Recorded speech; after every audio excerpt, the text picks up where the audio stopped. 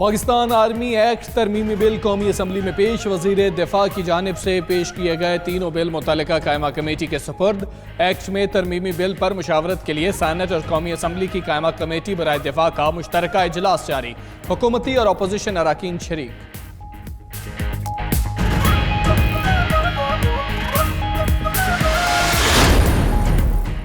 Parliament میں قومی سلامتی کے اہم مسئلے پر قانون سازی شروع ہوئی ہے۔ فردوس عاشقوان کہتی ہیں ملک کا آئین وزیر اعظم کو آئینی ذمہ داری دیتا ہے، جس کے پاس ذمہ داری ہے اختیار بھی اسی کے پاس ہونا چاہیے۔ فواد چودھری بولے آرمی ایکٹ ترمیمی بل کل قومی اسمبلی سے پاس ہو جائے گا۔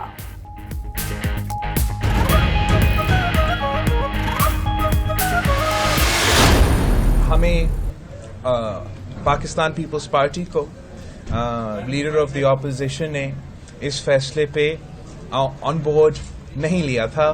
پاکستان پیپلز پارٹی کے پاس نیشنل اسمبلی میں 52 ممبرز ہیں۔ ان 52 ووٹس کے ساتھ میں نہ ایک فل سٹاپ نہ ہی ایک کاما اس بل میں تبدیل کر سکتا ہوں۔ چیئرمین پیپلز پارٹی بلاول بھٹو کا آرمی ایکٹ میں ترمیم پر مشاورت نہ کرنے کا شکوہ، بولے شاید حکومت کو کوئی جلدی ہے، ہمارے بغیر بھی یہ بل پاس کرا سکتے ہیں۔ 52 ممبران کے ساتھ بل میں کوما نہ فل سٹاپ تبدیل کرا سکتا ہوں۔ نون لیگ نے حمایت کے فیصلے سے قابل اعتماد میں نہیں لیا۔ آرمی چیف کی ایکسٹینشن وزیر اعظم کا ثوابدیدی اختیار ہے، اختیار کے باوجود سپریم کورٹ کے فیصلے کو منوعن تسلیم کیا۔ وزیر اعظم عمران خان کا پی ٹی آئی پارلیمانی پارٹی کے اجلاس سے خطاب، مزید کہا اتفاق رائے کے لیے حکومت نے تمام اپوزیشن سے قانون سازی پر مشاورت کی، اب پارلیمنٹ سے منظوری لی جائے گی۔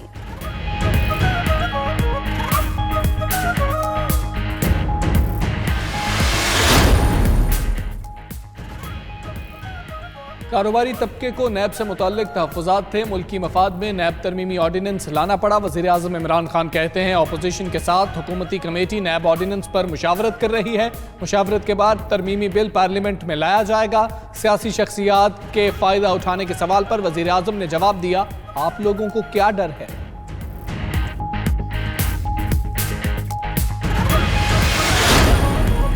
حکومتی ارکان وزیر اعظم سے سرکاری نوکریاں مانگنے لگے، پارلیمانی پارٹی اجلاس کی اندرونی کہانی سامنے آ گئی۔ راجہ ریاض نے ملازمتوں میں ایم این ایز کا کوٹا مانگ لیا، عمران خان نے مطالبہ مسترد کر دیا، کہا کوٹا دینے سے آپ کے لیے مشکلات ہوں گی۔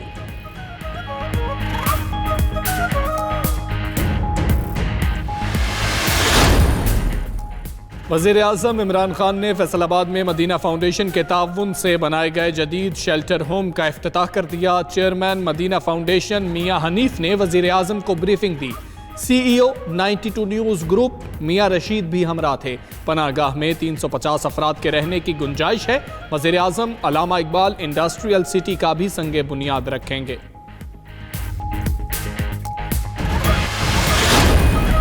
چودھری شوگر ملز کیس، عدالت نے میڈیکل رپورٹس کی بنیاد پر نواز شریف کی حاضری معافی کی استدعا منظور کر لی۔ یوسف عباس کے جوڈیشل ریمانڈ میں 17 جنوری تک توسیع۔ ادھر آمدن سے زائد اثاثجات کیس میں حمزہ شہباز کے جوڈیشل ریمانڈ میں 17 جنوری تک توسیع۔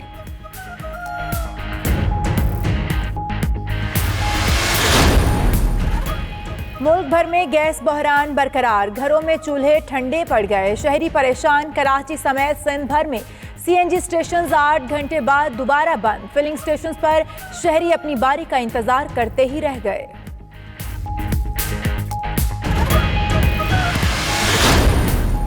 برٹش جونیئر اسکواش ٹورنامنٹ میں پاکستانی کھلاڑی چھا گئے، انڈر 13 میں عبداللہ نواز، انڈر 15 میں محمد عماد، انس علی اور حمزہ خان نے میدان مار لیا، انڈر 17 میں اسد اللہ اور نور زمان، انڈر 19 میں حمزہ شریف اور حارث قاسم کامیاب۔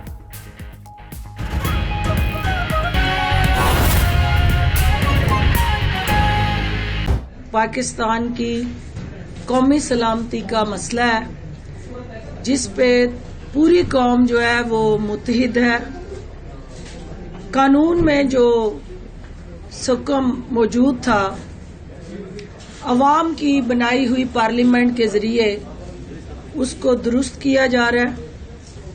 پاکستان کے دشمنوں کو یہ معلوم ہونا چاہیے کہ پوری قوم جو ہے افواج پاکستان کے شانہ بشانہ کھڑی ہے.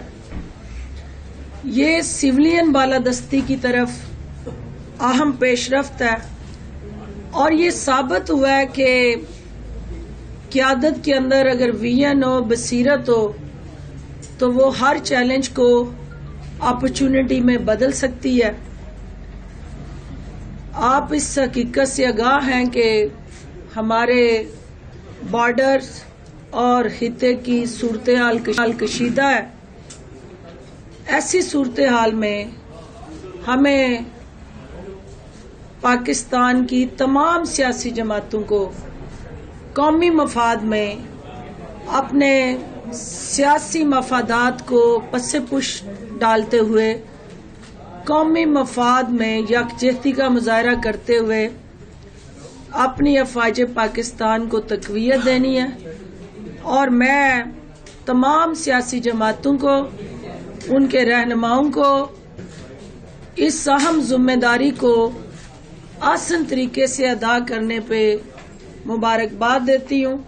اور انہوں نے جس طرح نہ صرف اس ذمہ داری کا مظاہرہ کیا بلکہ جو بردباری دکھائی وہ بھی قابل تحسین ہے.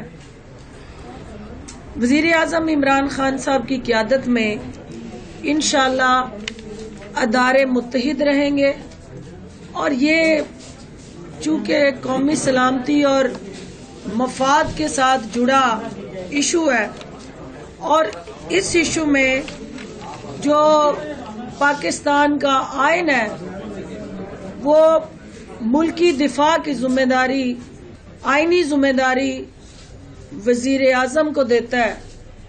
تو جس کے پاس ذمہ داری ہے اختیار بھی اسی کے پاس ہونا چاہیے.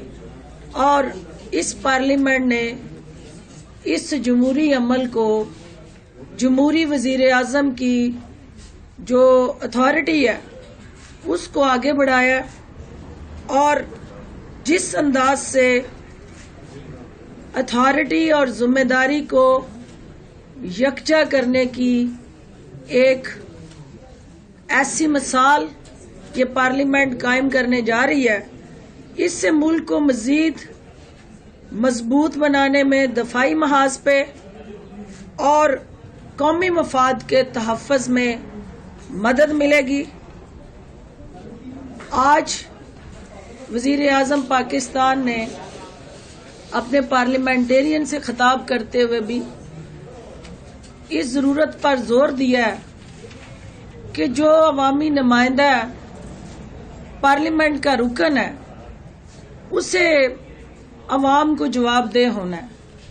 اور یہ پاکستان کی سیاست میں جو جواب دہی کا عمل ہے اسی کو مضبوط بنا کے ہر فرد جو ہے عوام کے سامنے سرخرو ہو سکتا ہے.